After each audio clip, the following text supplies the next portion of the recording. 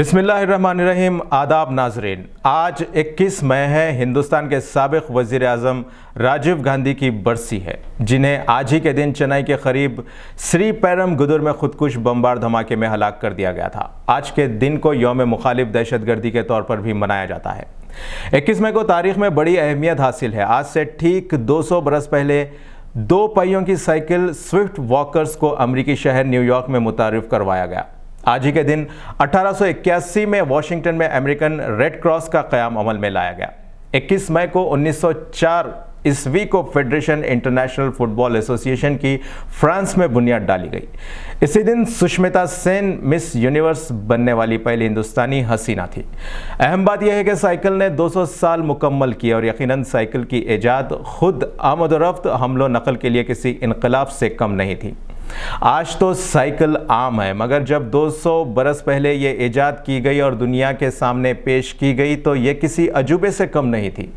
यूं तो साइकिल की ईजाद का सेहरा एक जर्मन डेनिस जॉनसन के सर है, मगर इसने जो साइकिल ईजाद की थी वो दो बड़े पहियों और दो छोटे पहियों पर मुश्तमिल थी। दो पहियों की साइकिल, जिसे बाइसिकल कहते हैं, कैरल वन ड्राइस ने ईजाद की। ये मुख्तलिफ दौर से गुजरते हुए मुख्तलिफ अशकाल में ढलती हुई आज की बाइसिकल में तब्दील हुई। अगर किसी के पास साइकिल होती तो वह अमीरों में शुमार होता। साइकिल ने घोड़ा गाड़ियों, बैलगाड़ियों की जगह ली। बाइसिकल से ट्राइसाइकिल या 3 पहियों का रिक्शा, फिर 4 पहियों का ठेला ईजाद हुआ। एक तरफ वक्त की बचत हुई तो दूसरी तरफ ये रोजगार का जरिया भी बनी। और आज जब बाइसिकल की जगह बाइक और कारों ने ले ली है तो बाइसिकल की सवारी सेहत की जामिन बन गई है। हिंदुस्तान में अंग्रेजों ने इसे मुतारुफ करवाया।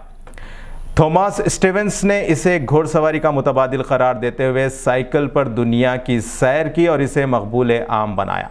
1890 ईस्वी में ब्रिटिश साइकिल मैन्युफैक्चरर्स BSA, रज और रायले ने हिंदुस्तान को साइकिलें एक्सपोर्ट की। 1910 में हिंदुस्तान ने 35,000 साइकिलें वियतनाम से इंपोर्ट की थीं। 1940 में 70,000 और 1950 में 2 लाख साइकिलें हिंदुस्तान को इंपोर्ट होती रहीं।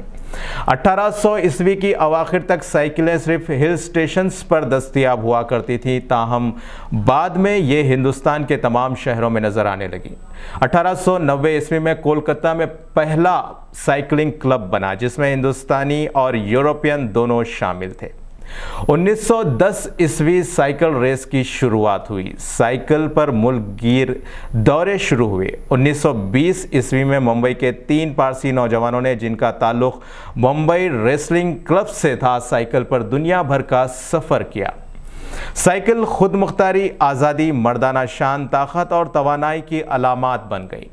पारसी बिरादरी में कम आबादी होती है। उन्होंने तौलीदी सलाहियत बढ़ाने के लिए साइकिलिंग को अपनाया। ख़वातीन में भी ख़वातीन की आज़ादी के नाम पर उन्हें साइकिल अता की गई।